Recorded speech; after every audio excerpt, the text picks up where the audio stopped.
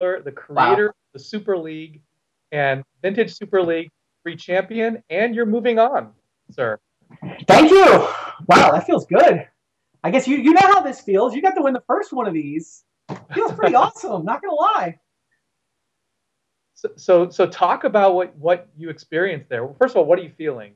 Like what I'm was just this rush of wow. I mean, I kind of can't believe that I won. I mean, to beat Eric two straight, his draws cooperated with me more than they cooperated with him for sure. I mean, I ran pretty good.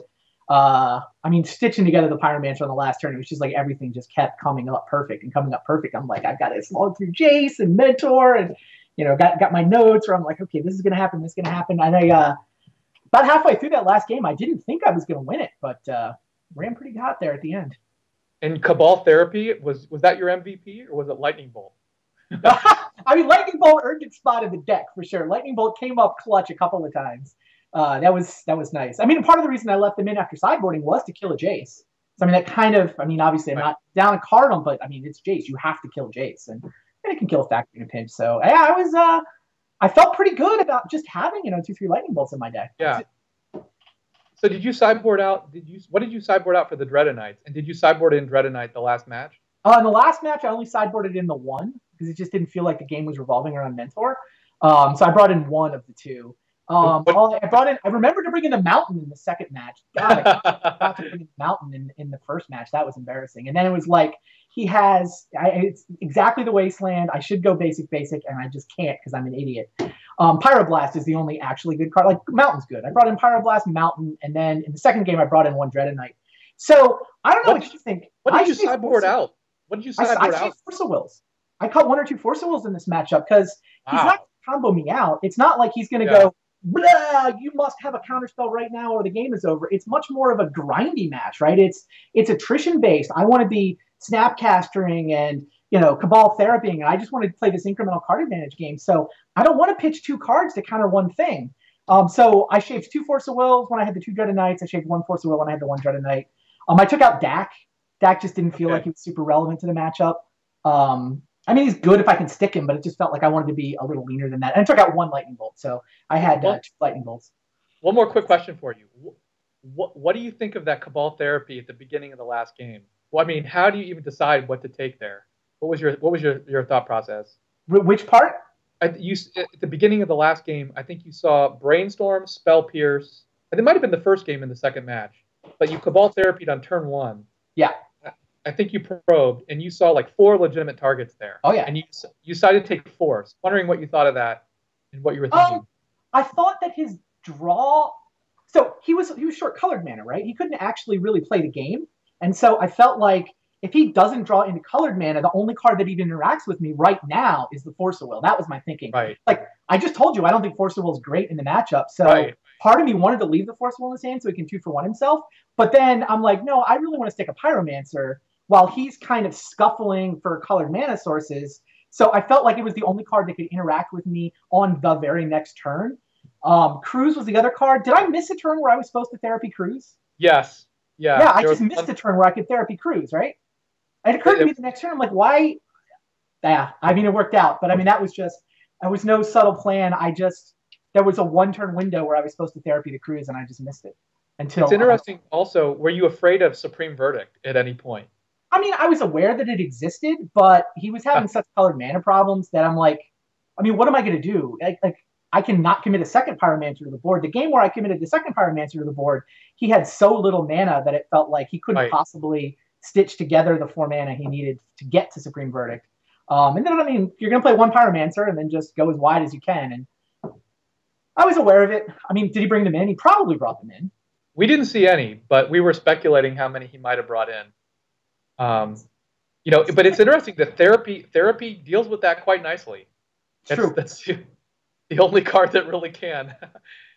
Yeah, I think he may have been the better anti-shops deck between the two of us, but I think I had the advantage heads up. I mean, I think he doesn't want to play against Pyromancer Cabal Therapy. That's kind of a nightmare for his deck, I think. I mean, it feels like those games played out. Sure, he was mana screwed, especially, I mean, in the first match, he just had a mana screw and a mana flood.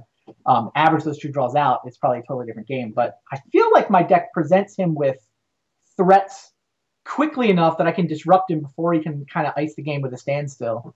I Right. don't know. What did you guys think of the matchup? No, we didn't really discuss the matchup per se, but I totally agree with you. I think you're able to, the combination of cards you have, especially with Snapcaster Mage, Yeah, which he has to answer one for one, and you're right. always getting value out of it. It's you have a nice advantage, and if he can't stop your tempo play, he's going to get crushed. So, he has a lot of good defensive tactics. I mean, balance is no small thing, right? I mean, Yeah, it's um, but he's mostly one for oneing you. And Standstill, he kept a really interesting hand in the first match where he had Strip Mine, Wasteland, 4 blue spells, but no blue mana. yep.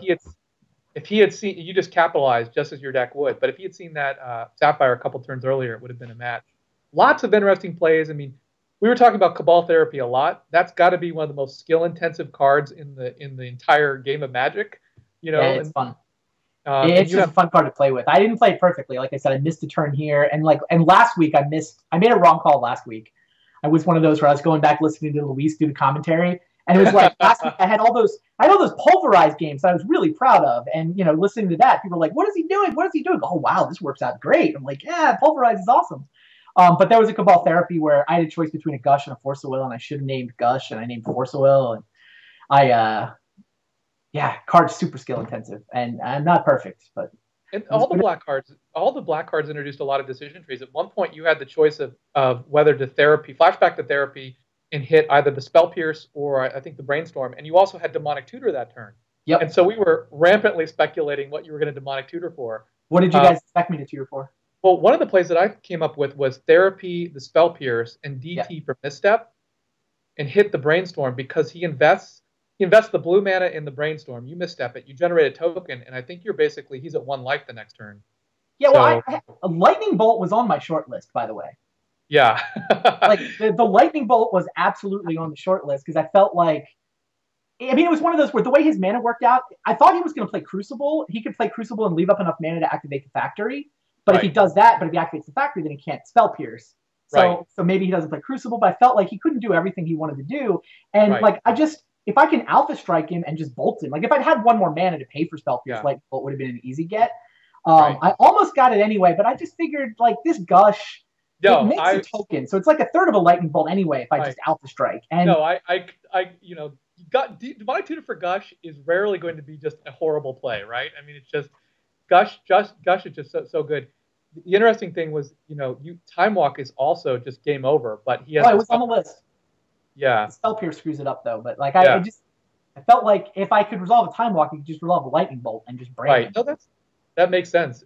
I loved your call there, but we were definitely at one point. Chris suggested get a Force of Will because to turn the DAC on, but I was like, I don't know, Chris. I hear what you're saying, but no, I really liked your play there. Tempo, put your foot on the pedal while you've got the tempo advantage.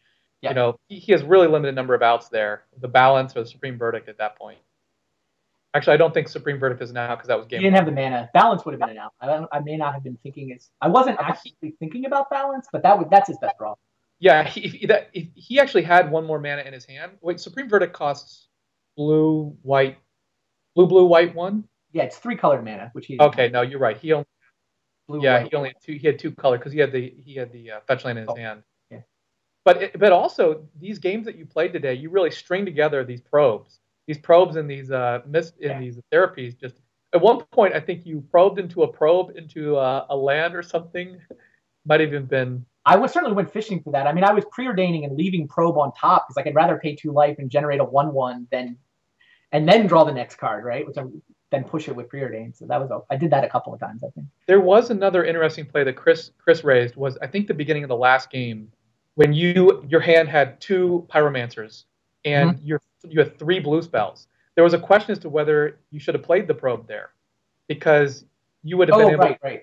Yeah, to no, that was definitely a judgment call. I was honestly the play that I was most worried about was mana drain into Jace, right. and it turns out that's exactly the hand that he That's what had. he had. Yeah. Right. So I mean, it turns out I could counter that. Like he didn't have a force will to defend it. Like he could mana drain, but then he couldn't force back. I just wanted to know what was up. I was just like, I'm willing to throw away a 1/1 token in order to see what's up. Because if he has a force of will in that Yeah. hand, I'm not going to play into Mana Drain Jace with Force of Will Right. back up. I'm just Well, he ended up plowing. He ended up having force and plow, and just yeah. the way your hand was set up, you would have been able to pitch the probe and then misstep the plow, so you'd have had tremendous tempo advantage. Not saying that your line was I mean, I had another Pyromancer though. Like the plow was yeah, that big a deal. right. What's interesting though is he had so many different lines. I mean, he could have played he instead of playing the plow, he could have played mentor there, and then next turn plowed. Obviously, he set up Well, the but I bolt the Mentor. Like every well, turn in that game, I had the ability to lightning bolt and kill Mentor. of course, but he doesn't necessarily know that you have Volt there. Oh, sure. But from my other, perspective, the Mentor was not that scary until we got to the very end. right. The other thing is, were you surprised when he decided to brainstorm instead of bounce your Pyromancer? Oh, no. That's what I expected him to do. All three of those Jace activations, I think, would have been, legitimate in some fashion. Right. Yeah, no, if he Fate Seals, he plays around my Lightning Bolt, right?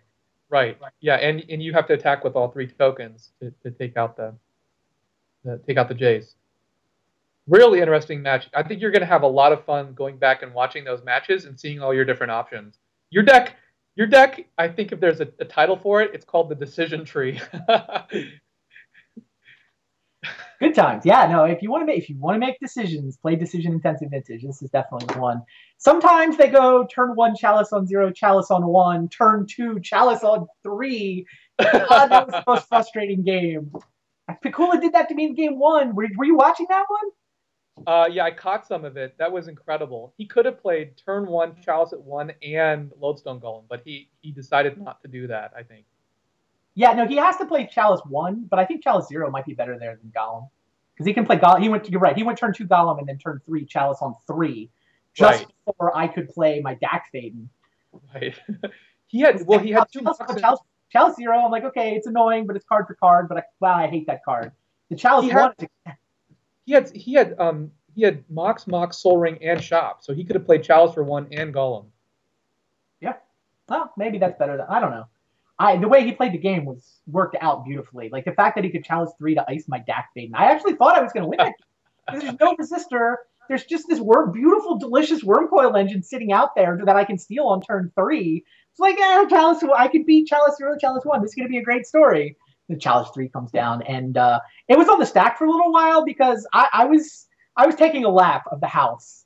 It's only one game. Calm down. Definitely like laugh out loud / shaking my fists at the world.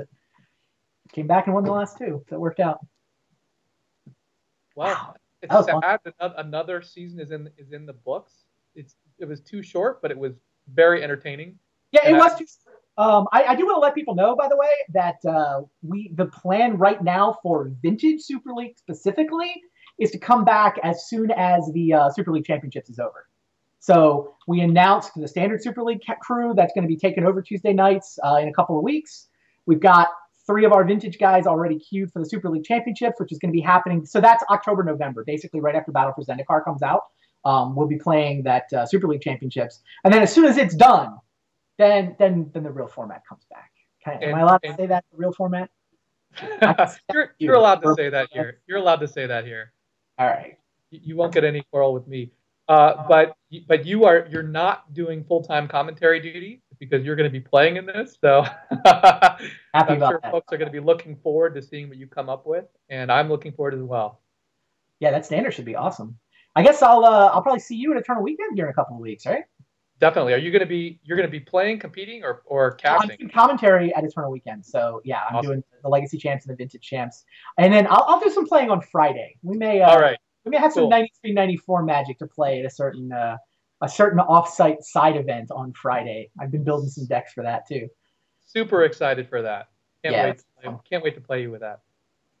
So I guess that does bring it to a wrap. It's an abbreviated season of Vintage. We hope to go back to the full 9 weeks of regular season into a playoffs. There's kind of a nice spot where once we get past the Super League Championships, we can take over the end of November to all of December, all of January is probably the next time for VSL Season 4. So that is the plan for VSL.